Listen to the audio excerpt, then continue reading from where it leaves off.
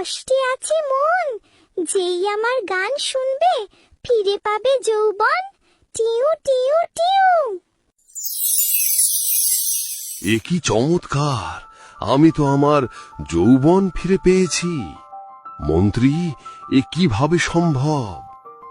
মহারাজ, আপনার এই রূপ দেখে আমার কিছু মনে আসছে। পৌরাণিক গ্রন্থে একটি মায়াবী পাখির উল্লেখ আছে। ওই পাখির গানের সুর যার কানে গুজবে, সেই ব্যক্তি ফিরে পাবে তার যৌবন। মন্ত্রীর কথা শুনে রাজা ঝট করে দৌড় মারল পাখিটাকে ধরতে। রাজা পাখির কাছে পৌঁছানোর আগেই পাখিটি ফুর করে উড়ে চলে গেল গভীর চন্দ্রছায়া জঙ্গলে। পাখির গান বন্ধ হতেই রাজা আবার তার পূর্বের অবস্থায় ফিরে আসলো। আহ আহ, মরে গেলাম। দেবগিরি রাজ্যের রাজা সূর্যবর্মার ছিল 3 পুত্র। বড় পুত্র আর্যবর্মা বজ্রের মতো শক্তিশালী, কিন্তু মনে মনে অহংকারী। মেঝপুত্র বীরদত্ত ভীষণ চতুর ও স্বভাবে লোভী। সবচেয়ে ছোট পুত্র দিব্যাংশ বুদ্ধি ও কৌশলে বড় পুত্র আর মেঝপুত্রের মতো সমপারদর্শী না হলেও ও ছিল ভীষণ দয়ালু। অপরদিকে সময়ের সাথে সাথে রাজার শরীর দুর্বল ও বুড়ো হয়ে এসেছে, তাই রাজা তার বড় ছেলেকে আদেশ দেয়। আমার প্রিয় জ্যেষ্ঠ পুত্র, হ্যাঁ বাবা, আদেশ দিন। আমাকে ওই মায়াবী পাখি ধরে এনে দিতে পারলে আমি তোমার যে কোনো ইচ্ছা পূরণ করব। ওই আদেশ শোনা মাত্রই আর্যবর্মা তার পোষা কুকুরের সঙ্গে ঘোড়ায় চেপে চন্দ্রছায়ায় জঙ্গলের দিকে রওনা দিল।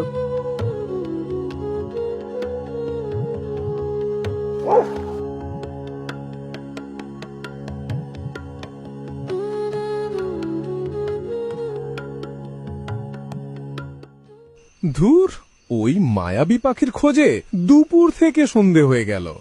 পাখি না ঘোড়ার ডিম। আজ মনে হয় এই জঙ্গলে রাত কাটাতে হবে। আর্যবর্মা থমকে হেরে একটা বড় গাছের তলায় আগুন জ্বালিয়ে সঙ্গে নিয়ে আসা খাবার খেতে শুরু করল। হরিণটাকে দেখছি অনেকক্ষণ ধরে আশেপাশে ঘোরাফেরা করছে। বহুদিন হয়ে গেল হরিণের মাংসের স্বাদটা তো ভুলেই গেছি। যা শেরু, হরিণটাকে ধরে নিয়ে আন। আর্যবর্মাই বলা মাত্রই শেরু এক লাফ মারল, কিন্তু রহস্যময়ভাবে আর্যবর্মা, শেরু ও তার ঘোড়া একসঙ্গে পাথরে পরিণত হল। 2 দিন 3 দিন করে 1 সপ্তাহ কেটে গেল। আর্যবর্মার রাজ্য ফেরার কোনো খোঁজ খবর নেই। বাবা, আমায় আদেশ দাও, আমি ওই মায়াবী পাখি ও দাদাকে ফিরিয়ে আনব। আর কথা অনুযায়ী তুমি আমার একটা ইচ্ছে পূরণ করবে। অবশ্যই, বিজয়ী হয়ে ফিরো। বীরদূত ও তার পোষা কুকুর ভাস্করের সঙ্গে ঘোড়ায় চেপে জঙ্গলের পথে রওনা দিল।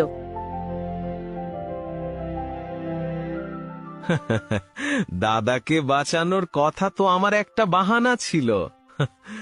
আমার আসল মতলব মায়াবী পাখিকে বন্দি করে রাজদরবারে নিয়ে গেলেই সিংহাসন আমার হাতে।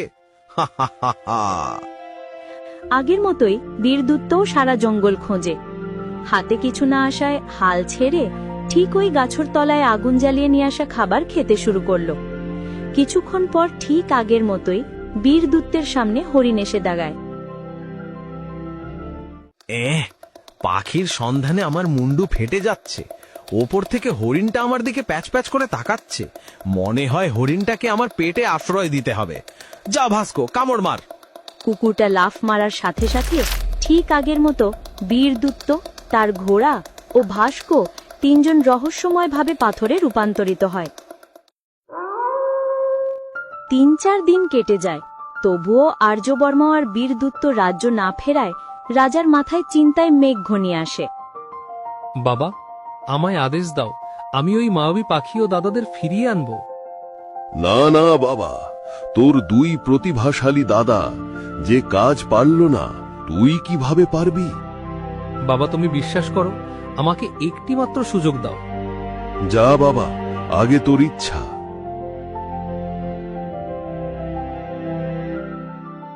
রাজার আদেশ শোনার দেরি ছিল, দিব্যাংশুর পোষা কুকুর মতির সঙ্গে ঘোড়ায় চেপে জঙ্গলের পথে রওনা দিল।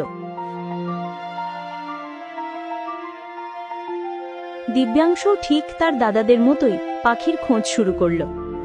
সূর্য অস্ত গেল, কিন্তু তার হাতে কিছু আসলো না। ক্লান্ত দিব্যাংশ ঠিক ওই জায়গায় আগুন জ্বালিয়ে আশ্রয় নেয়। দিব্যাংশ খাওয়া শুরু করতেই হরিণটা আশেপাশে ঘুরতে শুরু করে। মনে হয় হরিণটার খিদে পেয়েছে। আয় আয়, নে নে। আমায় তোমার এই কুকুরটাকে দেখে ভয় লাগছে, যদি কামড় মারে। হ্যাঁ, এ হরিণ আবার কিভাবে কথা বলে রে? আমি সাধারণ হরিণ নয়, আমি মায়াবী হরিণ। আচ্ছা আচ্ছা, তুমি ভয় পেও না, এ কুকুর কামড়াবে না। তুমি অনেক দয়ালু, তোমার এই আচরণ দেখে আমায় খুব ভালো লাগলো।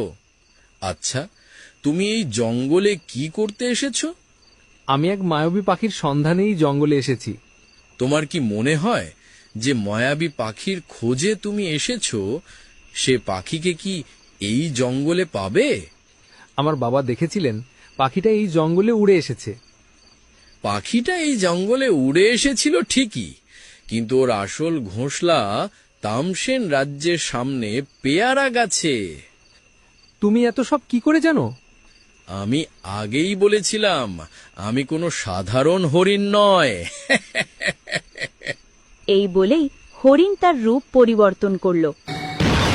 তুমি আমায় খাদ্য দিয়ে তোমার দয়ালুতা প্রকাশ করেছো, তাই আমি তোমায় যথেষ্ট সাহায্য করব। সকাল হতেই দিব্যাংশ হরিণের সঙ্গে তামসেন রাজ্যের প্রতিযাত্রা শুরু করে। রাত পেরিয়ে সকাল হতেই তামসেন রাজ্যে ওরা পৌঁছায়। তোমার সন্ধান করা মায়াবী পাখিটি রাজমহলের এই সামনের পেয়ারা গাছে বাস করে। আমি এক্ষুনি গিয়ে নিয়ে আসছি। না না, এত সহজ নয়, এখানে একটা শর্ত আছে। কি সত্য? এই মায়াবী পাখিটি রাজা বডমাসুরের পোষা পাখি। পারলে তোমাকে এই পাখিটাকে চুরি করতে হবে, কিন্তু এখানেও একটা বাধা আছে।